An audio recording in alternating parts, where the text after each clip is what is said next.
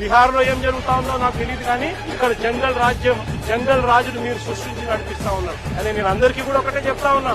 ఎల్లకాలం ఇదే మాదిరిగానే జరగదు. 2 ఏళ్లు కన్ను మూసుకుంటే అయిపోయింది, మరో 3 ఏళ్లు కూడా కన్ను మూసుకుని కన్ను చేసేసరికి మనం 3 ఏళ్లు కూడా అయిపోతుంది. ఆ తర్వాత వచ్చేది మాత్రం మా ప్రభుత్వం అని చెప్పి కూడా ప్రతి ఒక్కరికి కూడా ఈ సందర్భంగా కూడా చెప్తా ఉన్నా.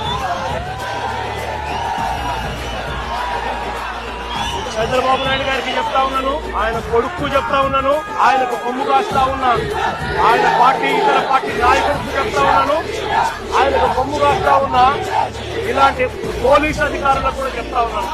రేపు పొద్దున మా ప్రభుత్వం వచ్చిన తర్వాత వీటి అన్నిటి మీద కూడా ఎంక్వైరీలు వేస్తాము, వడ్డీతో సహా చెల్లిస్తారు అని కూడా ఈ సందర్భంగా అందరికీ కూడా చెప్తా ఉన్నాం. అందరినీ కూడా బోర్డులలో నిలబెడతాము, సాక్ష్యాలు ఆధారాలతో సహా యూనిఫామ్లు ఒక్కొక్కరికి కూడా ఇప్పించి వీళ్ళందరితో పాటు ఈ కాన్స్పిరసీలో భాగమైన ఇతర రాజకీయ నాయకులు ఎవరైతే చేసినారో వాళ్ళందరినీ కూడా ఒక్కలో పెట్టి న్యాయం జరిగేట్టుగా వడ్డీతో సహా వీళ్ళంతా కూడా చెల్లించే పరిస్థితి కూడా వస్తుందని కూడా ఈ సందర్భంగా ప్రతి ఒక్కరికి కూడా హెచ్చరిస్తా ఉన్నాం. ఈ రోజు వైఎస్ఆర్సీపీకి సంబంధించిన ప్రతి గ్రామ స్థాయిలో కూడా ప్రతి కార్యకర్త కూడా దెబ్బతిని ఉన్నాడు, ప్రతి నాయకుడు దెబ్బతిని ఉన్నాడు.